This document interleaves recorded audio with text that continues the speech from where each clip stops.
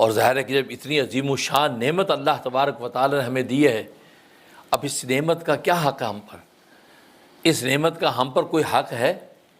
اس نعمت کی قدردانی کا کیا طریقہ ہے؟ اس نعمت کی کیسے قدر کریں؟ اللہ اکبر۔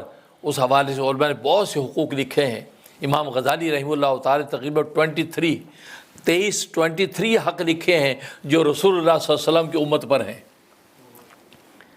لیکن اگر ان کو سمیٹتے سمیٹتے چلے جائیں تو وہ 5 رہ جاتے ہیں کہ یہ 5 حق ہے جو امت کے اوپر ہیں۔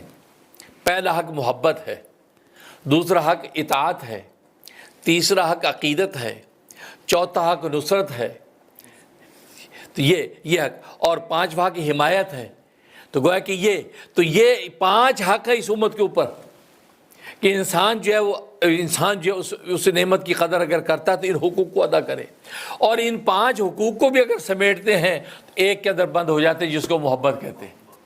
کہ رسول اللہ سے محبت کر کے دکھاؤ، محبت کی انتہا کر دو، عشق کی انتہا کر دو، قوت عشق سے ہر پست کو بالا کر دے، قوت عشق سے ہر پست کو بالا کر دے، دہر میں اس پہ محمد سے اجالا کر دے۔ تو سارے حقوق ایک لفظ محبت میں بند ہو جاتے ہیں کہ محمد سے وفا تو نے تو ہم تیرے ہیں، کہ محمد سے وفا تو نے تو ہم تیرے ہیں، یہ جہاں چیز ہے کیا لوح قلم تیرے ہیں۔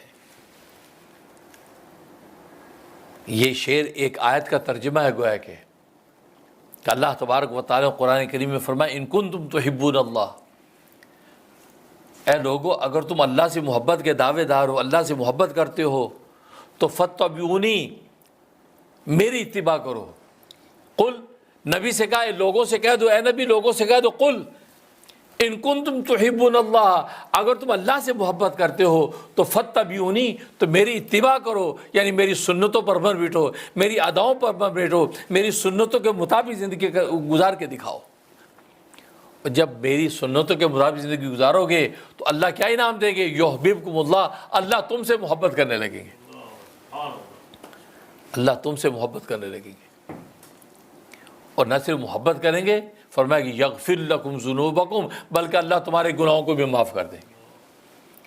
اب دیکھو، اللہ کی محبت چاہتے ہو کہ اللہ تمہیں اپنا محبوب بنا لے، تو اس کے محبوب کی ادا اور سنتوں پر عمل کرنا شروع کر دو۔ وہ کھاتے کیسے ہیں، پیتے کیسے ہیں، سوتے کیسے ہیں، جاگتے کیسے ہیں، گفتار رفتار کیا ہے، اخلاق و کردار کیا ہے، نشست و برخاست کیا ہے، ایک ایک ادا کو اپنے اندر سمیٹتے چلے جاؤ گے تو اللہ تمہیں اپنا محبوب بنا لو گے۔ اس لیے تم نے محبوب کی اداؤں کو اپنی زندگی کا زندہ کیا، اللہ تبارک و تعالیٰ تمہیں اپنا محبوب بنا لے گا، کیونکہ دوست کا دوست دوست ہوتا ہے۔ قرآن بھی کہا ان کنتم تحبون اللہ۔ اس لیے جب کوئی دعویٰ محبت کرتا ہے کہ مجھے آپ سے محبت ہے، اور آپ کو تو محبت امر مخفی ہے، دل میں چھپی ہوئی چیز ہے، یہ زبان کی چیز نہیں ہے۔ اب جب چھپی ہوئی چیز ہے تو چھپی ہوئی چیز کے لیے دلیل چاہیے کہ اگر آپ کسی سے محبت کرتے ہیں اس محبت کا اظہار کریں۔ اب اظہار کس طرح کی ہوگا؟ مال قربان کر رہے ہیں، جان قربان کر رہے ہیں، دوسری چیزیں آپ کر رہے ہیں، اس کی خدمت کرتے نظر آتے ہیں تاکہ وہ اندر کی چھپی محبت کا اظہار آپ کریں، کبھی تحفے تحائف دے رہے ہیں، تو امر مخفی۔ تو جب کہا ان کنتم تحبون اللہ، اگر تم یہ دعویٰ کرتے ہو کہ اللہ سے تمہیں محبت ہے، اور اللہ سے محبت تو امر مخفی ہے، تو اس امر مخفی کی دلیل پیش کرو۔ فرمایا فاتبعونی، میری اتباع کرو۔ نبی کو کہا کہ ان سے کہہ دو کہ میری اتباع کرو، یعنی میری سنتوں کی اتباع کرو، میری سنتوں کے مطابق زندگی گزارو۔ اب انسان جب سنتوں کے مطابق زندگی گزارے گا، نبی کی سنتوں کے مطابق کھائے گا، پیے گا، اٹھے گا، بیٹھے گا، تو گویا کہ آپ نے چھپے ہوئی محبت کی دلیل پیش کر دی۔ جب دلیل پیش کر دی، دعویٰ دلیل دونوں برابر ہو گئے۔